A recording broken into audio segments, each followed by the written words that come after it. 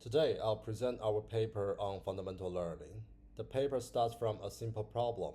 Large language models can use extra context very well, but people still have to decide what that context should contain.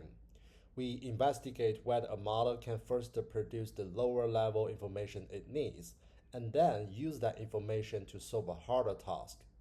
We tested this idea in computational linguistics. I'll focus on the intuition, the system design, and the main evidence rather than every implementation detail. For details, please refer to the paper at the bottom. Most context engineering works because a person has good foresight. In retrieval augmented generation, somebody decides what information should be retrieved. In chain of thought prompting, somebody suggests a useful reasoning path. That works for familiar tasks, but in a new or faster changing setting, we may not know the right document, steps, or schema in advance.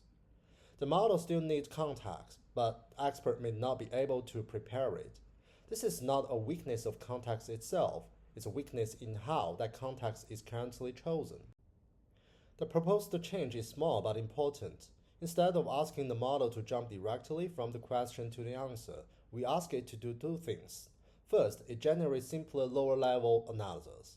Second, it keeps those analyses in the context while producing the final answer.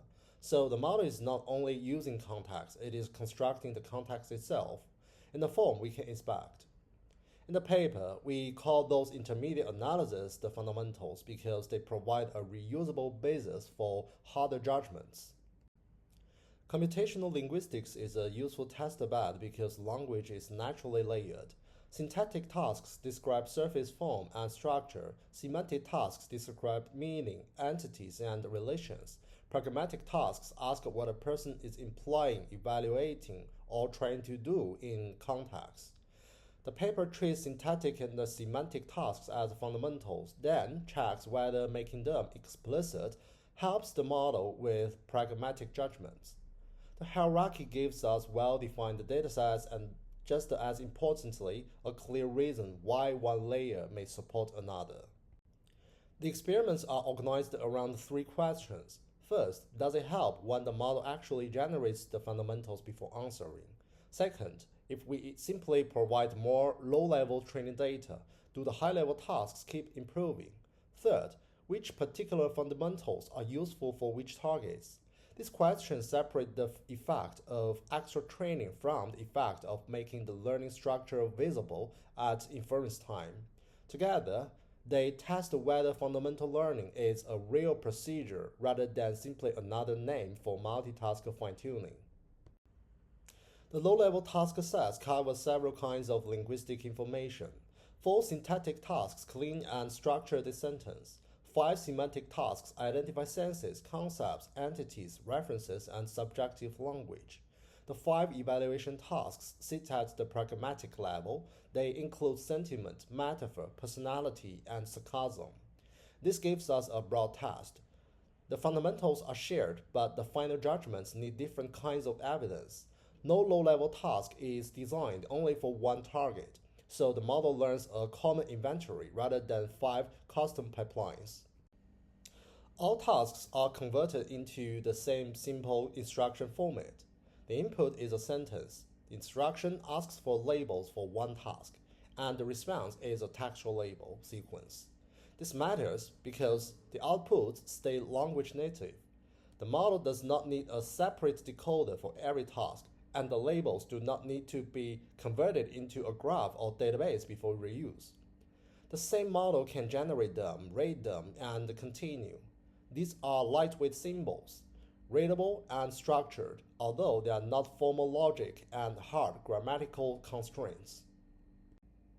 The model is Q13AB, trained in 2 stages. Stage 1 teaches the 9 linguistic fundamentals using about 138,000 examples. Stage 2 uses only 180 examples for each high-level task, merely to learn the expected answer format. The 2 stages update different projection layers through lightweight LoRa adapters. This helps separate general linguistic knowledge from task-specific output behavior.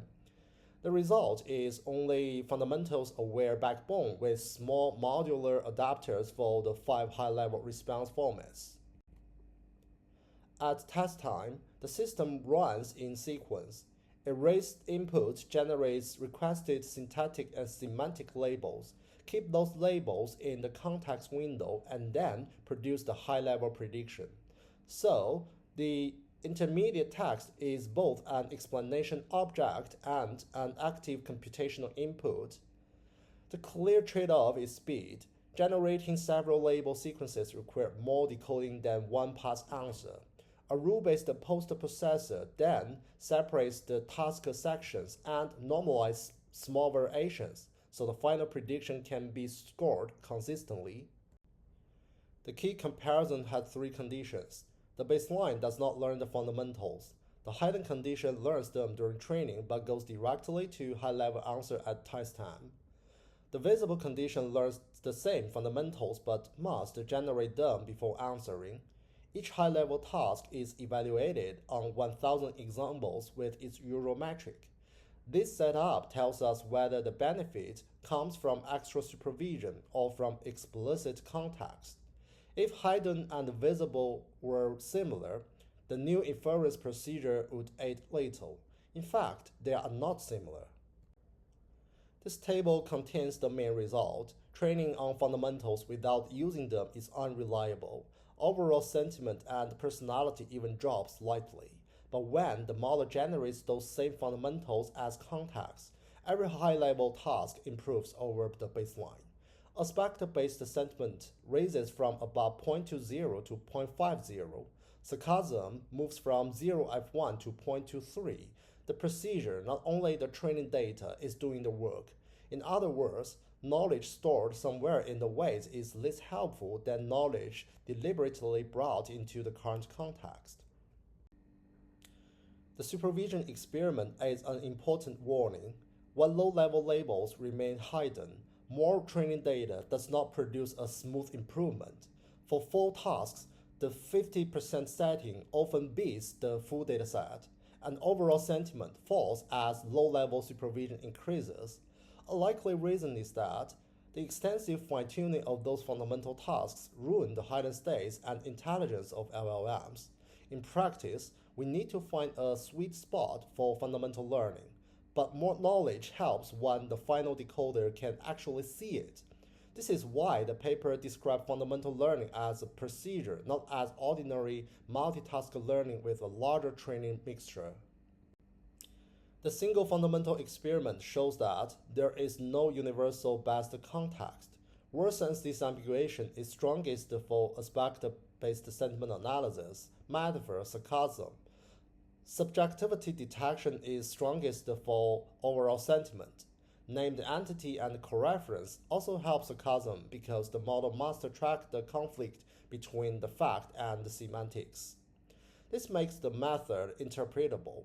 We can connect a performance gain to the kind of linguistic evidence the target task needs. It also suggests a practical improvement. Chosen or rank fundamentals for each target instead of always generating the entire site. The main design principle is straightforward. Teach the model stable low-level skills, make them perform those skills before difficult decision, and reuse the outputs as context. This does not remove every human choice, and it costs extra decoding time, but it offers a practical route when nobody can write the perfect prompt in advance. The next step is to select the fundamentals dynamically, revise them when inconsistent, and represent them in more structured, verifiable forms. Beyond language, the broader question is whether other fields also have the stable primitives that a model can learn first and then assemble when needed. Thank you.